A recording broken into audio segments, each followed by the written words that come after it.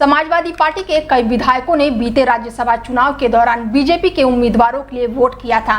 तब उन्होंने अपनी पार्टी के उम्मीदवारों का ही विरोध कर दिया था। इसके बाद बीते लोकसभा चुनाव में भी यह विधायक सपा के खिलाफ चुनाव प्रचार करते हुए नजर आए थे। इतना ही नहीं, कई विधायक तो बीजेपी के मंच पर भी दिखे और बीजेपी ज्वाइन कर ली, लेकिन अभी तक इन विधायकों की सदस्यता पर कोई कार्रवाई नहीं की गई है। सपा विधानसभा अध्यक्ष सतीश महाना को इनकी सदस्यता रद्द कराने के लिए जल्द ही पत्र लिख सकती है। इसका संकेत कई मौकों पर पार्टी की ओर से दिया जा चुका है।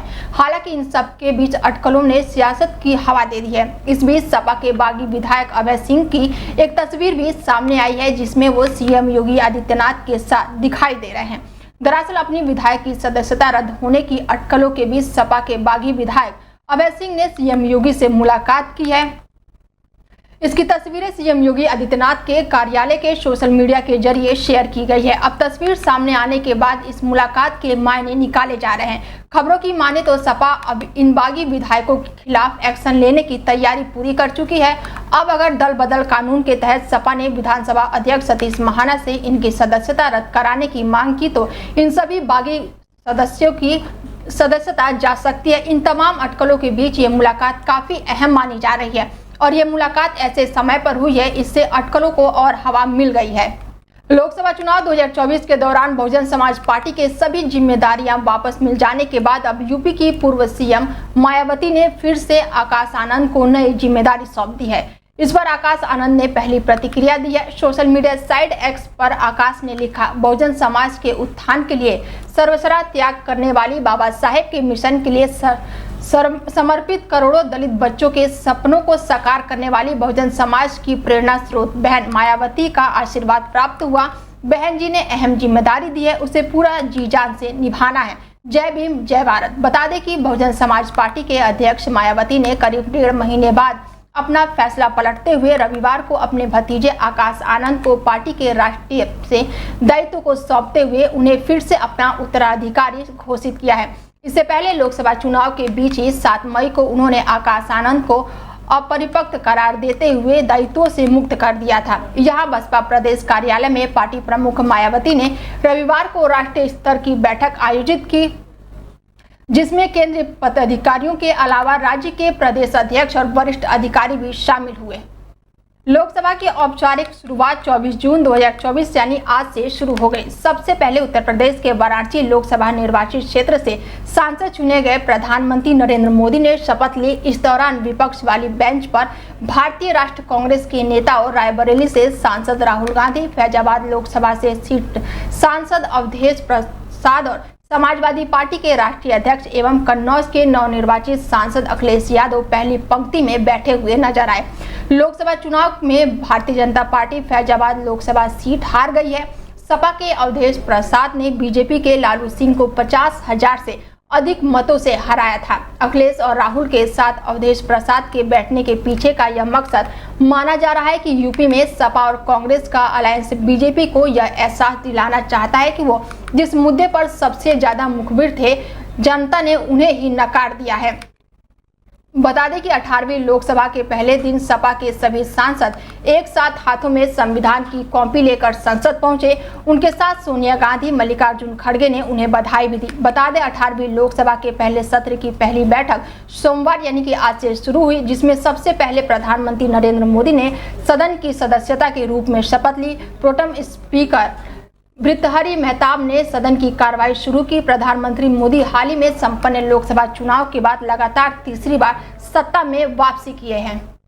जनपद मुजफ्फरनगर के अंतर्गत शहर कोतवाली में बढ़ते एरिया के मद्देनजर साल 2020 में शासन की तरफ से एक आदेश को पारित किया गया था।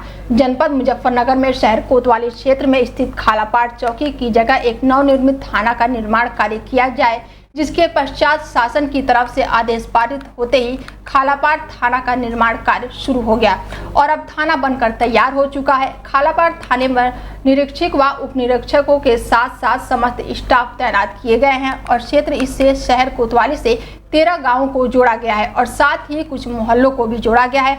अभी फिलहाल खालापाड़ थाने में 4 पुलिस चौकियां हैं और जल्द ही कुछ और नई चौकियां जोड़ी जाएंगी। बता दें वहीं इस नवनिर्मित थाना के संबंध में एसएसपी अभिषेक सिंह ने बताया कि 2020 में शासन की तरफ से एक आदेश पारित हुआ था जिसमें खालापाड़ चौकी को चिन्हित कर थाने को दर्जा दिया गया था।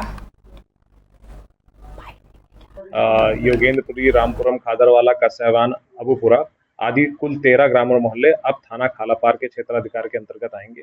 शासनादेश में इंगित मानक के क्रम में वहां पर निरीक्षक, उप निरीक्षक, कंसोल ऑपरेटर, हेड कांस्टेबल की तैनाती कर दी गई है। अब उस 13 ग्राम मोहल्लों के में घटित होने वाले सारे अपराधों की FIR खालापाड़ थाने में ही पंजीकृत की जाएगी। इस कार्रवाई से जो कोतवाली क्षेत्र में जनसंख्या अधिक होने पर पर्सन पुलिस बल कम हो गया था, वो अब मानक के अनुसार हो जाएगा और इससे पब्लिक को इजी एक्सेस रहेगा उन 13 ग्राम और मोहल्ले में कि वो अपने थाने पे जाके क्रिमिनल लॉस के अंतर्गत कार्रवाई करा सकते।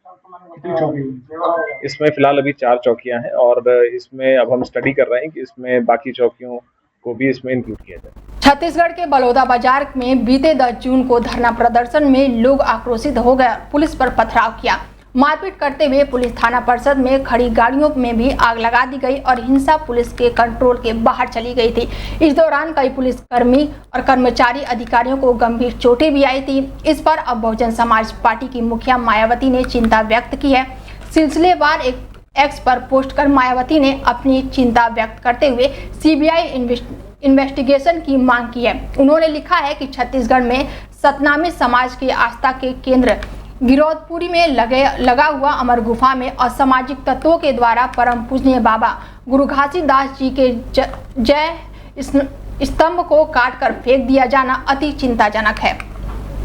इसी के साथ बसपा प्रमुख ने आगे लिखा है कि इसके विरोध में सतनामी समाज द्वारा CBI जांच की मांग को लेकर बलौदा बाजार में किया गया धरना प्रदर्शन के दौरान कलेक्टर परिषद में षड्यंत्रकारी असामाजिक तत्वों द्वारा की गई तोड़फोड़ की घटना भी अति निंदनीय है। मायावती ने आगे लिखा है कि उक्त घटनाओं की आड़ में शासन प्रशासन द्वारा निर्दोष सतनामी समाज के लोगों की गिरफ्तारी व मारपीट के ऊपर रोक लगाई जाए तथा उनके बिना किसी शर्त तत्काल रिहा किया जाए, जो असली दोषियों के ऊपर जांच कर कार्रवाई की जाए।